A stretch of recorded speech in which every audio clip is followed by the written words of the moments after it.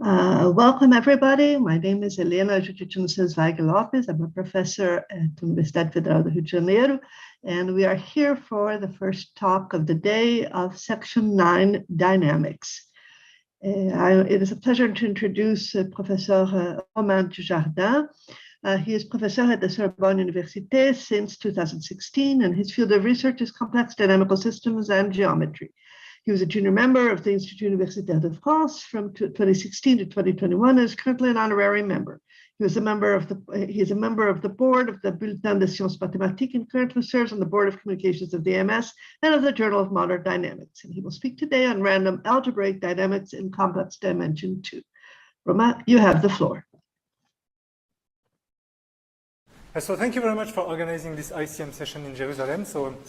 It's a very great honor to give this lecture, and I'm very happy to give it in front of an actual audience. So my talk is about holomorphic dynamics in dimension 2, more precisely about group actions on complex surfaces and random dynamics.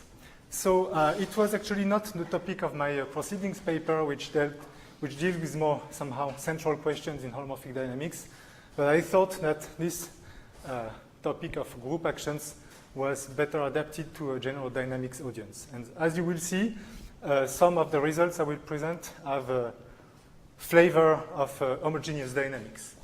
But still, what I want to emphasize is that the technical core of the proofs, which of course will not be very much apparent today because I won't have time to go into proofs, is very similar to usual techniques of higher dimensional holomorphic dynamics. Okay, let's go. So what do I want to do? So what I want to do is to study the dynamics of a group action on a compact complex surface. So a compact complex surface is a complex analytic manifold of complex dimension 2.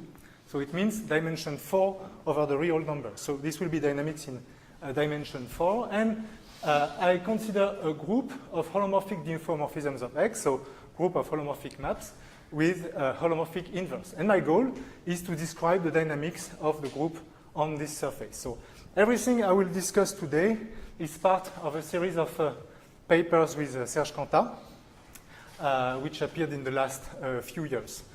So let me first define the class of groups I'm interested in. So I will say that a group is non-elementary if it contains two elements which generate a free subgroup and which have positive topological entropy. So I will only be interested in this class of subgroups. So it means that I am not interested in iterating a single automorphism with positive entropy, which is a very super interesting topic in holomorphic dynamics, which was very much important for the development of the subject, but it is not the topic for today.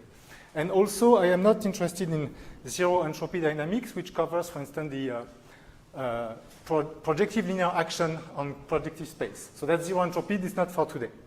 Okay, so that's the definition. So what do I want to know about the dynamics? Well, I ask the usual question. So the first question you ask when you have a dynamical system is describe periodic orbits. So I would like to describe these periodic orbits of the group. So maybe here, so the periodic orbits is a set of points such that the orbit of the group is finite. I would like to know the closures of orbit. Give yourself a point in the manifold. Let the group act and describe the orbit closure. And also the ergodic theory of the group, so description of invariant measures and asymptotic distribution of orbits.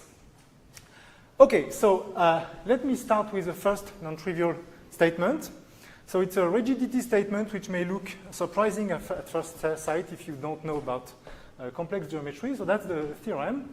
If I consider such an action, so a compact complex surface with a non-elementary group of diffeomorphisms on X, then X must be a projective manifold, and gamma must act by algebraic transformations.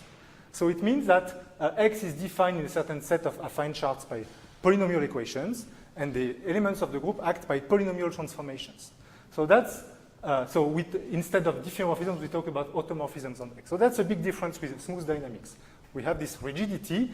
Everything must be algebraic. So I won't say anything about the proof, which is somehow pure complex geometry, analysis of the action on cohomology and all that. But, so what is important to understand is that all interesting constructions come from constructions in algebraic geometry. Okay, so there are a lot of super nice constructions. I will only present a few of them due to lack of time. But what you have to understand is that such examples are rare, and you need a recipe to find them. It's not obvious to find such an example. And actually, it's a whole subfield of higher dimensional holomorphic dynamics, is finding examples of automorphisms on projective manifolds. It's absolutely not easy. Another difference with the real smooth dynamics is that typically the set of automorphism group, the automorphism group of a complex surface, compact complex surface, is a discrete group. So there is no question about continuous dynamics here. Everything will be discrete all the time. So it's not always the case because on tori you have translations, but that's the only counterexample. Okay, so I will first describe a few examples. So the first example is the example of linear maps on tori. Okay, so it's the same picture as in the real smooth dynamics. So a torus for me will be the quotient of C2 by a lattice in C2. And any diffeomorphism on X comes from an affine map on C2. So any automorphism on X comes from an affine map on C2. But not all tori have big automorphism groups because the constraint of holomorphicity is strong. And as I said, it must be an algebraic manifold. Not all tori are algebraic. An example is given by product tori. So if you take an elliptic curve, that is the quotient of the plane by some lattice, and take the product with itself, you get a nice compact surface. And this surface admits a lot of automorphism because the non-natural action of GL2Z on C2 commutes with the lattice translations, well, with the set of lattice translations. So since it commutes with this action, it descends to an action on the compact X, on compact torus X. So that's our first example. So at first sight, one may think that linear dynamics is easy, but people in this room know that it's not the case. So there have been a lot of very deep contributions to understanding the linear dynamics of groups acting on tori in the last 20 years. So I dropped a few names here. I won't cite them all, but I want to stress that this is very deep and involves the mathematics. And the main topic of what I want to say is to try to extend these results in linear dynamics to a nonlinear setting. Okay, a variant of this linear example is the so-called Kummer construction. So what is the Kummer construction? It's the following. So I still work on this product torus, and I consider the involution which takes the opposites of coordinates. So this involution, I can take the torus and make the quotient by this involution. I get a surface which is now singular because this involution has 16 fixed points, so you get a manifold with 16 singularities. So in algebraic geometry, you can resolve these singularities by doing an operation which is called blow up, and you get a new manifold Y which is not X. Okay? And everything commutes with the action on GL2Z, so you get a new example of a compact surface with a group of automorphism, which is called a Kummer example. And more generally, instead of an involution, you can have a finite group acting on the torus and make exactly the same construction, take the quotient by the group, get some singular object, and then blow up to get a regular one, and you get what we call a Kummer group. So I mentioned these examples because they often appear as exceptional cases in our theorems. So for those of you who know about one-dimensional holomorphic dynamics, it is the same as lattice examples, which often appear as exceptions in the classification theorems. Okay, so that was for the first example. Second example, and the main recipe to find large automorphism group of surfaces is to construct groups generated by involutions. So from this point, there will be some overlap with Alex Gambert's talk yesterday. So a very nice example, historic example, is the Markov-Diophantine equation. So you consider this Diophantine equation, x squared plus y squared plus z squared equals 3xyz. So the 3 here is just a normalizing constant. And motivated by questions in Diophantine approximation of real numbers, Markov wanted to understand all positive integer solutions of this equation.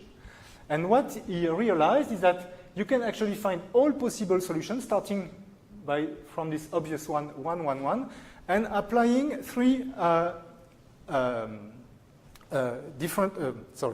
by applying certain easy transformations, and the transformations are permuting the coordinates, and applying this map, sigma, which is xyz, maps to xy, 3xy minus z.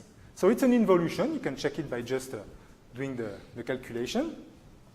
And so we have, if you think about this equation as the equation of a surface in 3 dimensions, okay, so you get a nice surface in R3. So that's the picture in R3 of this surface.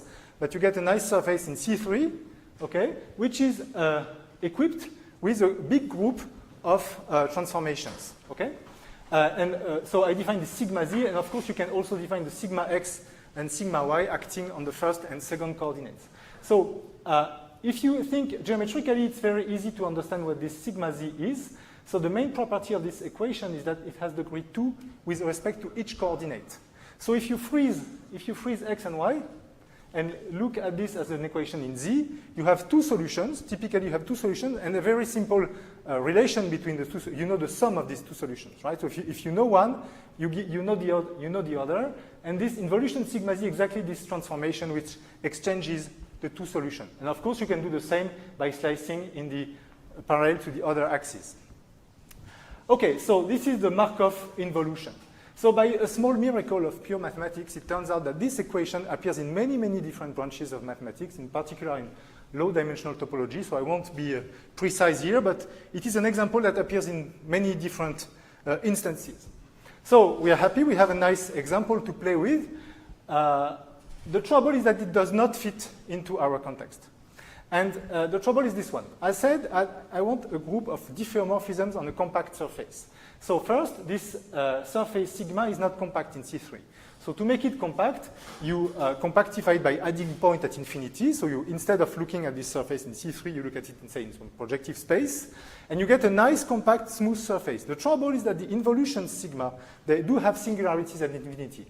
And you can try to resolve them. You will never manage to resolve in singularities. They are not automorphisms. They are birational maps. Okay? And unfortunately, it does not fall into the category of examples that we can work with. So this is not the end of the story, because actually if you look at the most general equation in degree 2 with respect to each coordinate, so the most general one is this one, starting with this x2, y2, z2, and considering all terms of lower degree, then so you get a 27 parameter family of examples. And now, this time, for a generic, so this one was not a generic example, right?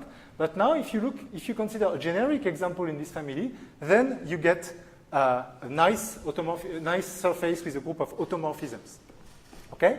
So I say 27 parameters, but actually this equation, of course, you can multiply every coefficient by some non-zero constant. So actually, it's a 26 parameter family, which is projectivized by a point in the 26-dimensional projective space. Okay, so we will. So that will be the main example in this talk. I will try to always specialize my statements to this family. It's not the only example, but maybe the main one. And I will refer to it as the Wehler family.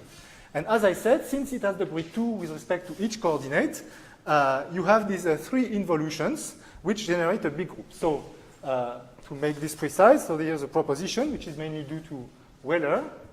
So W is my Wehler family, so the family of all these equations. And for a generic surface in W, so every parameter defines a surface in C3. If you choose a generic one in the sense of algebraic geometry, that means in the complement of some algebraic subset, then this X is actually smooth, not in the projective 3-dimensional projective space, but in the product of 3 Riemann spheres. It's a small difference, but not so important. So it's a smooth K3 surface. And the group gamma generated by the 3 coordinate involutions is non-elementary in my sense, and actually it is as large as this can be, so it is a free product of 3 copies of Z mod 2Z. Okay? And another point which will be important for us is that there is no invariant algebraic curve for this group. Okay? So it's not very difficult to prove. So for this talk, you don't need to know what a K3 surface is, but this K3 structure has an important consequence. So on a K3 surface, you have a canonical holomorphic 2 form. Okay? So it gives a canonical volume form on the surface. And every automorphism of X must preserve this structure. So it must preserve the volume form. So actually, we are doing conservative dynamics here. And this is very important. Actually, so this abstract form given by the K3 structure is actually very concrete. It is induced by one of these equations. But K3 is just important for that. So it gives you conservative dynamics. Another remark I want to make, which will be important, is that if the coefficients A222 and so on are defined in a subfield of C, like the algebraic numbers or the rational numbers, then the involutions also are defined, because they are defined by explicit algebraic expressions, they also live in the same group, in the same, over the same field. So that will be important in certain arguments. So for instance, if you have a real Wehler surface, then the automorphisms are real. Okay? Or even so yesterday we had something about integer coefficients. Okay, last remark, this is a Kummer example, so the linear example that you this example that you obtain from linear maps by making quotient and blow-ups, they actually belong to this family. Okay? So they are not generic members because they give a singular Wehler surfaces, but still you can deform them into generic Wehler surface. So this gives a way to algebraically deform a linear dynamics. So if you take a linear dynamical system on a torus, you make this Kummer transformation, then you can embed it into this family and then get deformations. Because as I said, it's not easy to deform objects in a holomorphic, in complex geometry. Okay, so now I can state some of our results. So the first theorem is classification of orbit closures. So the theorem is like this. So there is a certain dense open subset in the space of Wehler surfaces, such that in this open subset we know everything about orbit closures. So for every point, for every surface in this open subset, there exists a certain maximal invariant finite set, which may be empty, and also a certain real surface, or real two-dimensional surface in X, which is totally real in the sense that the tangent planes are never invariant by complex operator, multiplication by I, such that if you take every point on X, then you can describe the orbit closure. Either it belongs to this finite set, and its orbit is finite, or it belongs to Y, and then its orbit is dense in a union of components of this Y, of this surface, of this real surface, or otherwise its orbit is dense in X. So we have a complete description of orbit closures in this family. So some comments. So as I said, this F is the maximal finite invariant set. I will discuss this in detail later. So maybe it's not very clear to you why there should be some real surface living in this complex one. And the typical situation is this. If you start with a Wehler surface defined over the real numbers, and you start with a real point, then you will never leave the real numbers. Okay? So you are constrained to live in this real part. And what I say is that the orbit is dense where it can be dense. That is, it is dense in this real part. So it is the typical situation in this second case where you have a real surface. So it's not the only one. There are some other examples. And last comment is that this open set is not an abstractly defined open set. It is quite explicit.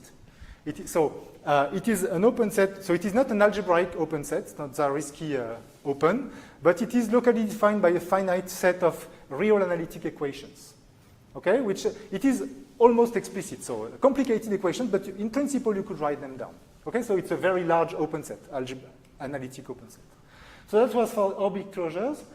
And for distribution of orbits, we also have a complete result, but now we have to restrict to the real case.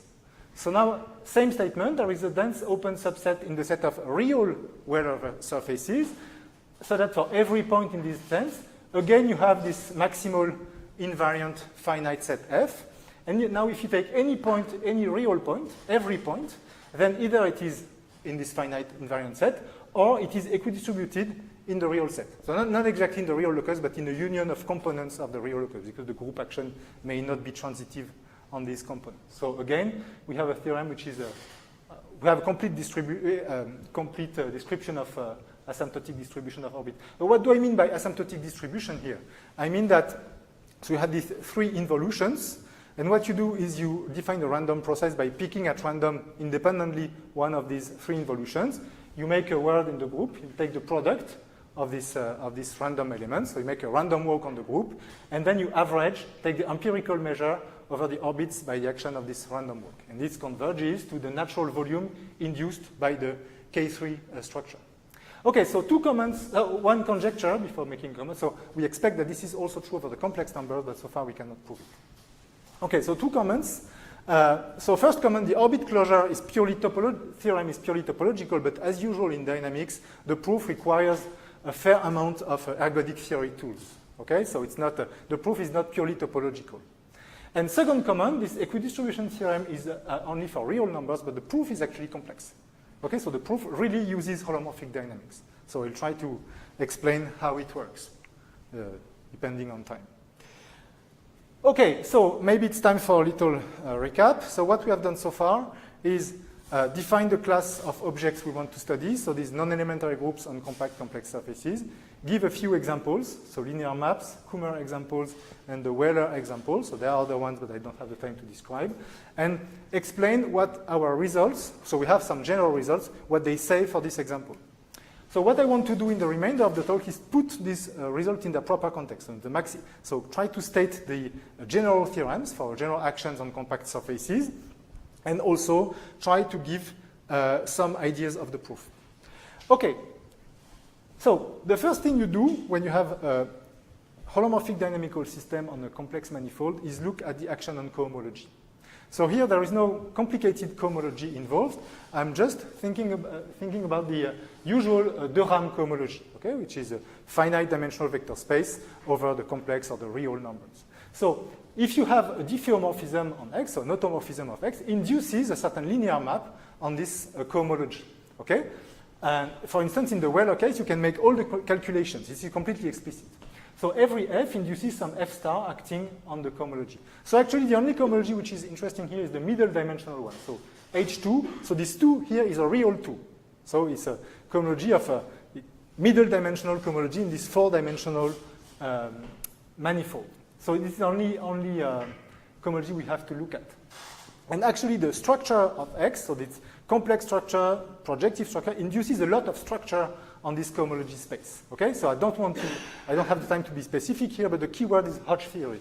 Okay, so the Hodge theory is exactly a structure on this space. Okay, and since everything is algebraic, it must preserve this structure. So it gives us a lot of information on what this F star look like. So for instance, the first theorem I stated that everything must be algebraic comes from, not from Hodge, but from such kind of considerations. Okay, so there's a basic, so the first thing you do is you take a norm on this H2 and look at the growth of the norm of this iterated linear map. Okay, so there are 3 possibilities. Either it is bounded or sub-exponential or exponential. And then we have trichotomy for the so-called type of F. So as usual in mathematics, we have elliptic, parabolic, and hyperbolic. But here we prefer to say laxodromic. So elliptic means that the growth of the action on cohomology is bounded. Parabolic means that it is sub-exponential. And laxodromic means that it is exponential. And a remark on terminology. So actually a non-elementary group is exactly when this linear action on cohomology is non-elementary. So it explains this non-elementary terminology. Okay, so the elliptic case is very easy. We don't have much to say about them. So I don't want to be too precise, but you can describe the dynamics completely. An elliptic transformation is easy to analyze, so I don't need to say anything. So the parabolic case is more interesting. So if you take a parabolic automorphism on a complex compact surface, a projective surface, you have a theorem by Guizatulin from the 1980s, which explains what the structure of this parabolic automorphism is. So remember, parabolic means that the growth of the action on cohomology is sub-exponential. Then Guizatulin says that actually the growth must be quadratic, always, when it is sub-exponential. And so the growth must be quadratic, and you have a very nice structure on X. You have a fibration by elliptic curves. So meaning that you can decompose, so that's a picture of a fibration, right? So it's a fibration in the sense of algebraic geometry, so it can have singular fibers. Okay? So you have a fibration by the elliptic curves. So elliptic curves are just one-dimensional tori. And so in the case of a torus, so when you have this fibration, you can look at the action on the base of the fibration. In the case of torus, it can be non-trivial, but otherwise, if X is not a torus, the base action is periodic. So up to taking an iterate, every fiber is preserved, and the action on the fiber is just a translation. And this translation has a shearing property, which is very common in unipotent dynamics, and which explains the growth of the degree. Okay? So the dynamics of such mappings is very easy to describe. Okay? So it preserves a certain fibration, and by translation, you can describe everything of the dynamics and ergodic theory. So an example in the Wehler family is given by the product of two coordinates involutions. So if you look at sigma y composed with sigma z, so remember sigma y preserves x and z, sigma z preserves x and y, so the composition preserves the x coordinate. So this map preserves the x coordinate, so it will preserve the slice of the Wehler surface with the planes x equal constant. And you can actually show that these slices are indeed elliptic curves because they are curves of degree 2, 2 in P1 cross P1. And G, so this composition of two Wehler involutions, act upon these elliptic curves as a translation. So these parabolic elements are very important for us because we can describe their dynamics. And they will be important because they allow us to classify gamma invariant measures for non-elementary action. And somehow they play the same role as unipotent elements in the homogeneous dynamics, except that they have trivial dynamics. That's a big difference with the unipotent case. Okay, and the last case is the laxodromic one, when you have exponential growth of the norm of the action on cohomology. Then there is a very famous theorem by Gromov and Yomdin, which says that this lambda 1, so if the rate of exponential growth is actually the log of lambda 1 is actually topological entropy of f. Okay, so Gromov proved one inequality, topological entropy smaller than this, and Yomdin proved the other inequality. Okay, so of course the dynamics is chaotic, so you cannot expect to describe it completely. And that's another, as I said at the beginning, it's another topic to describe this. Okay, so for our Wehler surface, and one example of laxodromic map is the product of the three coordinate involutions. Okay, so if you take the product of the three involutions, you get a chaotic map. And again, as I said, you can make all the calculations in cohomology. So you can find the entropy, which is this number. Okay, the action on cohomology is given by an explicit matrix, and you can calculate the spectral radius, which gives you the entropy. So here are some pictures due to Macmillan of this exact map for this laxodromic map for certain Wehler surfaces. Okay, and so of course the pictures are a little small, but you see these stable manifolds, which are the pictures are typical from two-dimensional non-uniformly hyperbolic dynamics. So this is stable manifolds and folding and all that. So these pictures are due to Kurt Macmillan. Okay. So now I come to our first main theorem on finite orbits. So take a non-elementary group acting on this compact projective manifold surface X. We want to understand this set of finite orbits under the group. So all the points with the finite orbits, a set of periodic points.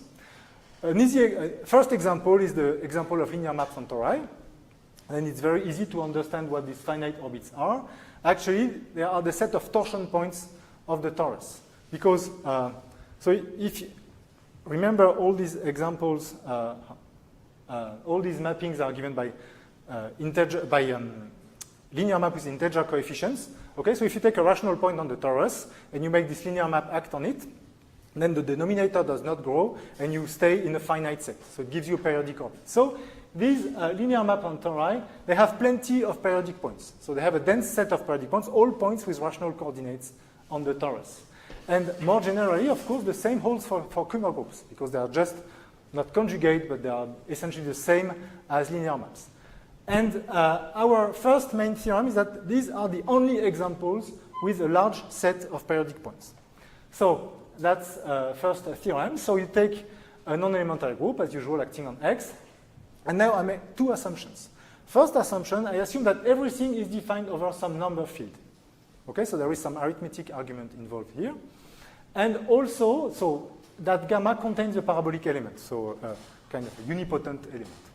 And the conclusion is that the only situation where the set of periodic points is Zariski dense is the Kummer situation. So if the set of periodic points is large, is Zariski dense, then this X is a Kummer surface and gamma is a Kummer group. So what do you mean by Zariski dense here? So it is a general fact for non-elementary action that you always have a maximal invariant algebraic curve. Okay, it follows from the action cohomology. So Zariski being non-Zariski dense means that outside this invariant algebraic curve, you only have finitely many periodic orbits. So that's what it means to be not Zariski dense. So as a corollary, if there is no algebraic curve at all, remember it was the case in the Wehler family, then the set of periodic points is actually finite. Okay? And it turns out, so it is important here that everything is defined over a number field, but it turns out that this corollary is also true over the complex numbers. Okay? So now if you work over the complex number and consider a non-elementary group which contains a parabolic element, which has no invariant algebraic curve, and such that X is not linear action on the torus, then the set of periodic points is finite. Okay? And this statement is responsible for the existence of this gamma invariant, maximal invariant finite set on the Wehler examples. So, but I want to make it clear that this second theorem over the complex numbers involves the reduction to algebraic numbers. So there is a so-called specialization argument. And even to prove the theorem over the complex numbers, you have to go back to the algebraic number field situation. I will not explain this specialization, of course. But, okay, so why should such a statement be true? Okay? Well, consider two laxodromic elements in your group, okay, F and G. So the dynamics of such laxodromic elements is pretty well understood. They have a large set of periodic points. Typically, they have countably many saddle periodic points. Okay?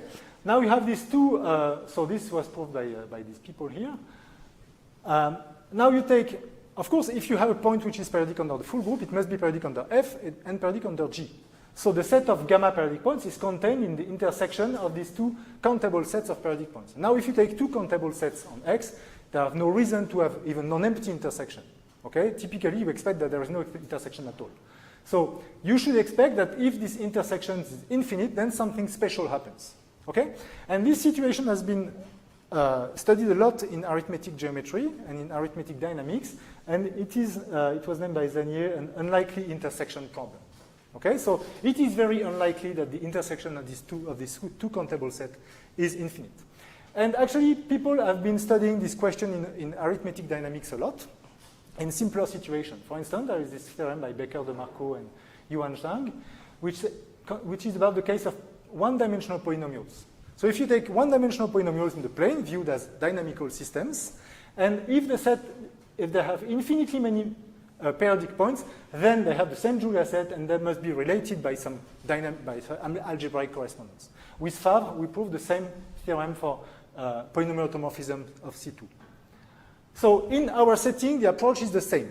So we rely on this arithmetic machinery, so in particular this so-called arithmetic equidistribution theorem.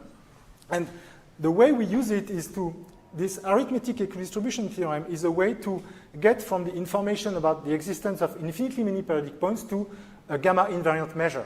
It produces measures. It produces special invariant measures which you can completely understand. And since in the presence of parabolic elements I can classify invariant measures, I mean it's a long argument, but you can go all the way to these Kummer examples. Okay, so that was the finite orbits. The next thing I want to discuss is the distribution of orbits. So, if you want to make sense of this question of distribution of orbits, you need to introduce a notion of time in the problem, or a way to explore the group. And the classical way to do it is to introduce a random walk on the group. So you fix a certain probability measure on the group. So here you can assume that it is finitely supported and symmetric. So the example on the Wehler surface is take equidistributed measure on the 3 involutions. And then the random walk is defined by picking at every step, you pick one element, random element according to nu, and you make the product on the left of this element. It gives you a random element of the group and a way to explore your group. And now what you do is to apply this random element to a point on the manifold and look at the empirical measures along this random orbit. So it defines a certain random dynamical system on X. Okay, so there's a general principle in random dynamics that the asymptotic distribution of these trajectories is described by stationary measures. So what the stationary means, probability measure on X is stationary if it is invariant under the average action of the group. So in other words, if you take a point which is distributed according to this mu, then its image under the random walk is distributed according to the same measure. And you should compare this with the stronger notion of an invariant measure. An invariant measure is a measure which is invariant under every element of the group.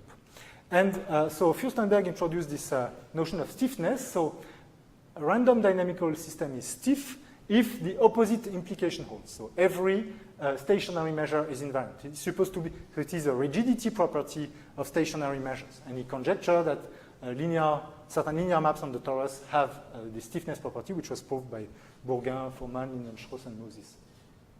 Okay, so our theorem in the real case is that stiffness holds. Okay, so the theorem is this.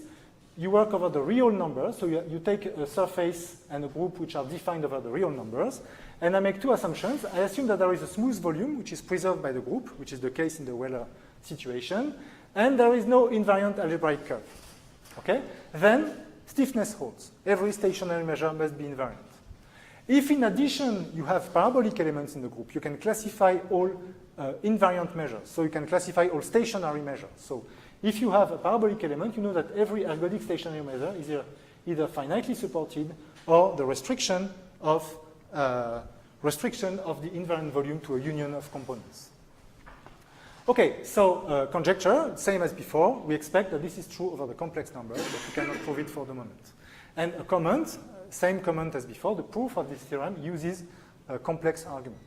So how does the proof go? The proof has two main steps. First, a real step, which is not due to us, okay, which is this one. So you want to classify all stationary measures. So you take one stationary measure, suppose it ergodic. And since we are in a volume-preserving situation, this measure has two Lyapunov exponents whose sum is 0. First situation is when both exponents vanish. Then there is the so-called invariance principle, which says that the measure must be invariant in this case. So we are done, we are happy. Otherwise, the measure is hyperbolic. One is negative and the other one is positive. And then there is this very deep paper by Brown and Rodriguez-Hertz, which prove a certain trichotomy. So if you take an ergodic stationary measure, which is hyperbolic, then it can be finitely supported, and in this case it is invariant.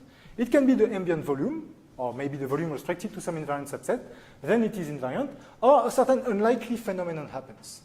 And this unlikely phenomenon is that stable directions are non-random. What I mean by this is that, so the Osseledet's theorem is applied to a product dynamical system which take into account the time and the x. And so a stable direction or stable manifold depends on two parameters. It depends on the point, but also on the trajectory in the group. Okay? And this phenomenon here is that for almost every point, actually there is a fixed Osseledet's direction which does not depend on omega. So if we can show that in this last unlikely case, the measure is also invariant, then we are done.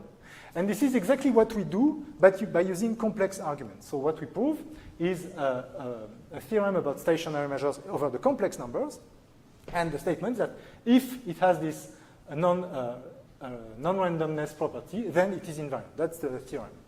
And so, of course, I don't have the time to enter into the details of the proof because, well, time is short. But maybe let me just explain the basic principle of the proof.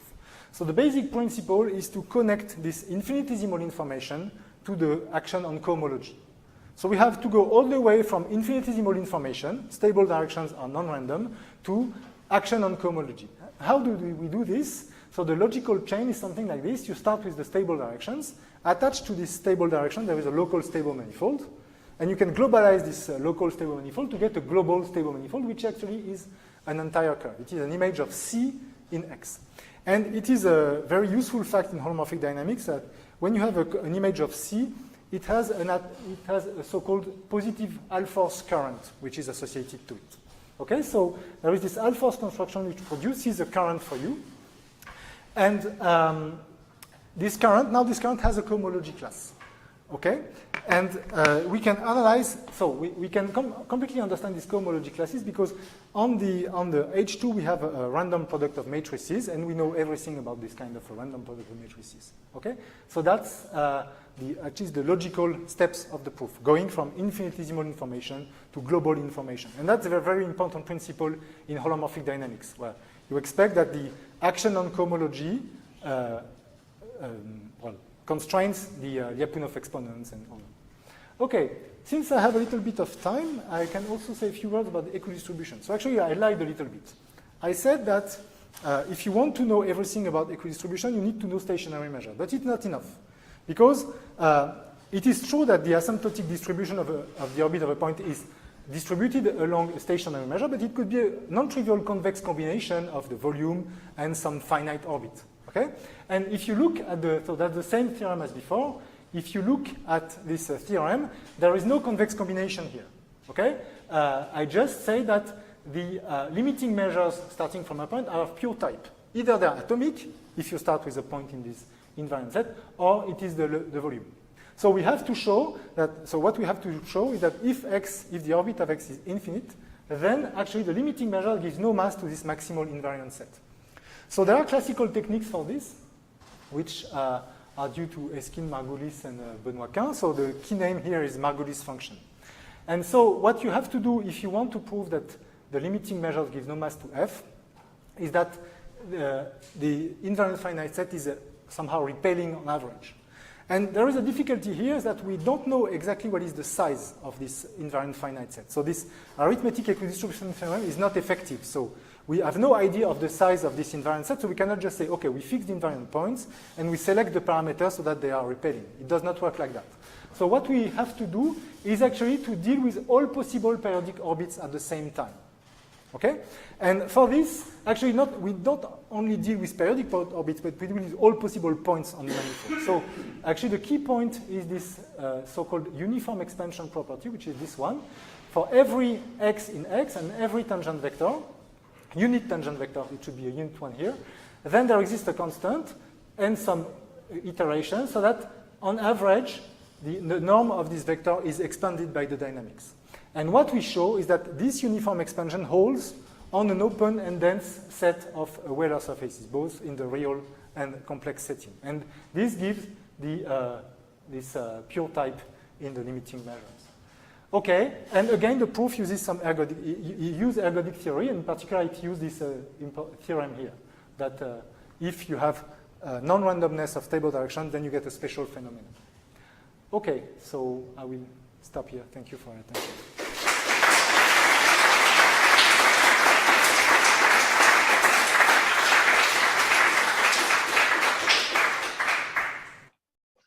Okay, thank you very much for Romain for a beautiful presentation.